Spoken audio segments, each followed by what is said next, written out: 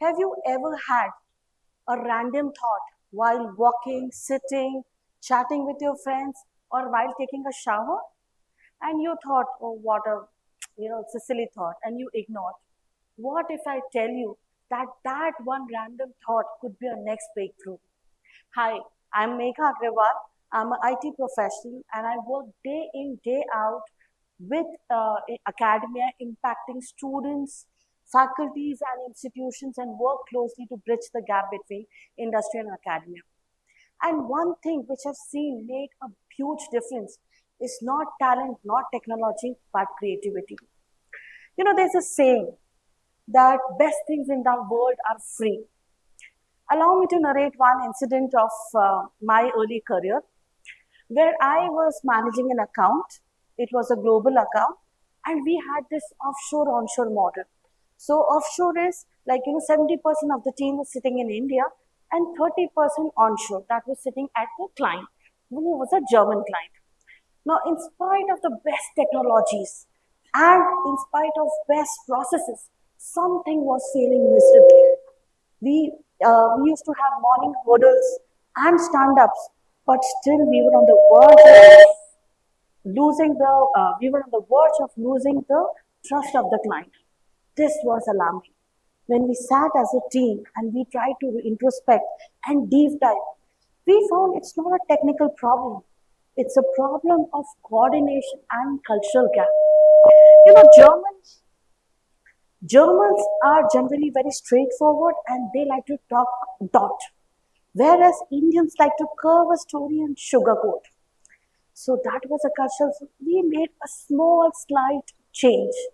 We introduced a cross-cultural sessions, wherein the Germans were introducing their values to Indians and vice versa. And soon all the complaints turned into compliments, and it was a cohesive and collaborative atmosphere. We replicated the same in other parts like Japan, other parts of Europe, China, and so many. So, did you see a small act of creativity made such a big difference? When I hear this word creativity, all my childhood, I wanted to be creative. I wanted that tag that made you are creative. So whenever I used to hear this word creativity, I always thought if a person is creative, he rather be an artist, painter, or something musician, something doing creative. But I am not creative. I started working on it. That what creativity is all about. So creativity is a simple phenomena of identifying problems, finding gaps, and seeking for solutions. It's as simple as that. When I saw my daughter fixing her headphones with a quick glue, that's creativity. And then I, started further looking into. Then I understood that what are the types of creativity? What are the myths creativity has? The first is only genius have creativity. We all feel that genius are the one who have creativity. Well, the fact is, every one of has creativity. It's just either we need to explore or develop one. I'll give you a very fine example. I was driving my car and I saw a mechanic on the side of the road struggling to take a tire, and he wanted to save money and time.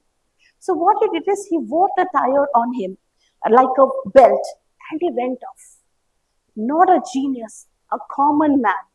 That's creativity. When my daughter was young, she was in a nursery, I got a note from school. It was a list of fruits. Curious mother, I called school. That why are you asking this? They said we want to introduce the concept of fruits and colors to the kids. So what happened when my daughter take apple? The teacher used to ask, children, what did you get today? Everybody used to raise hands and say apple. Which color is this? Red. So again, it's not genius. It's a small act of creativity. Another myth which we come across is creativity is a eureka moment, right? Not, but the fact is it's a process. Not everybody is lucky to get an idea with apple falling and a kettle steaming. If you look at all the startups, they are a process of deep thought processes and then coming down to one idea. There's a famous app, we know, food delivery app. When the founders, they were thinking of a business model, they realized that Indians have two peculiar characteristics. One, they are fond of variety of food. Second, that they would appreciate if the food can be delivered to their home, right? And what they did, they provided a platform. They bought the restaurants, cloud kitchen, delivery partners, and customers together. And we all know the name, isn't it? Now, the third myth is that structured environment kill creativity, where the fact is wherever there are constraints, it infuses creativity. I'll give you a very fine example. When I was in my college, one of my professors, whenever he used to teach, he used to use very odd words and sing also in between. So as students, we used to make fun and laugh at it. Sir, kaise padha rahe, right? But later we realized that his teaching methods is that made us remember everything. Then again, he did not follow regular structure. He broke and did differently. Another, the education platforms we see today, they're using gamification as a mode to teach students. Again, not a structured way, but they made a way out. Now, these were the myths which I had. I thought, okay, let me understand what are the kinds of creativity. So, kinds of creativity, first I realized it's an everyday creativity. Everyday creativity which helps to save time, money, and help people. As I said, I saw my daughter fixing her headphone. Similarly, I saw when students come to college, you find a shortcut because you're getting late. That's creativity. All the students are using some AI tool to help, their assignments project. That's again creativity to me. But I would really like to add, whenever we are using such tools, we should ensure that these tools are good servants, not as a bad master. What I mean is that your creativity should enhance using these tools, not vice versa. Now, yeah. So then the second is strategic creativity. Strategic creativity. What we think the leaders think differently, right? A classic example of Ratan Tata. When he saw a family of four on a two-wheeler, he got concerned that about their safety. And there the idea was invented that why not have an affordable car which has safety features? And we all know the name, isn't it? Now the third is disruptive, which is currently we are in that era of destructive creativity and giving all the startups. Now, destructive is, fearless, bold, breaking the norms, and visionaries. So when India decided to become digitalization, UPI was invented, and I'm proud to say that today the cobbler, the vegetable vendor, everybody has UPI, and the network we have none other country in this world has. That's creativity. That's commendable. So I thought that okay, I understand what are the myths. I don't fall under that. Now I understand what are the type of creativity. Still, I feel that I am not creative. Then what do I do? I started googling about the tools I can use to uh, cultivate creativity in me. And the first tool which really helped was Scamper. Scamper is a tool like it's ways to ask questions, and through questions you come to generate ideas and thought. So the first is Scamper is substitute. Then uh, A is adapt, M is modify, P is put to use, and E is eliminate, and R is reverse. When you ask these questions, you'll be able to generate ideas. For example, you have a college fest and you decide that instead of the regular brochure, we'll create a 30 seconds Insta reel. That's Scamper in process. Your college decides that instead of regular, calling visiting faculties or some speakers from different domains, why not we have a TEDx? That's Scamper in process. The other tool which we use is mind mapping, right? We put the problem in center and branch out everything around it. I'll use the same example of college fest. You have a college fest. The fest is in the middle and you branch out other things. Other things could be logistics, it could be sponsorship, it could be the event, the venue, and so on and so forth.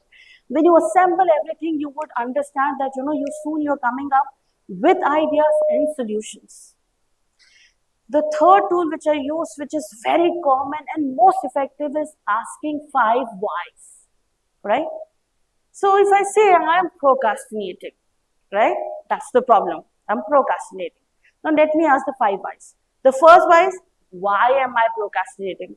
Because I feel tired. Why am I feel tired? Because I did not sleep well. Why I did not sleep well? Because I was scrolling my mobile. Why I was scrolling my mobile? Because I was stressed. So what's the solution? Either I take a break or I start meditating. That's the impact. When you break down the problems, you will come out with ideas and solutions. The last, which we use very often in IT, is design thinking. It can be a topic of itself, but I'll just share the main part. So whenever we design any platform, okay, for any domain, the first thing is we request people of the similar personas to gather under the same roof and ask them to tell us with their experience the key problems, and then they scribble on the whiteboard, every one of them, and then we have ideas and problems coming all over the board. Then we pick up the most pressing issues, and then we start gathering. So that's the way we use design thinking to come to our requirements and start building. With that, I would really like to. So there are a lot of other tools which can be available and make to use.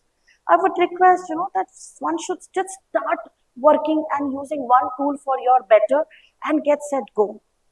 With that, I would really like to add and conclude. I hope I was able to ignite a spark of creativity in you and and make that perspective shift in the understanding of creativity. I really look forward for a creativity coming from the rooms of your hostels, cafes, college corridors, and use that creativity not to solve your projects, but problems of your life, problems of community and country. There's a very good quote of Einstein that creativity is intelligence having fun. So be creative, have fun. Thank you so much.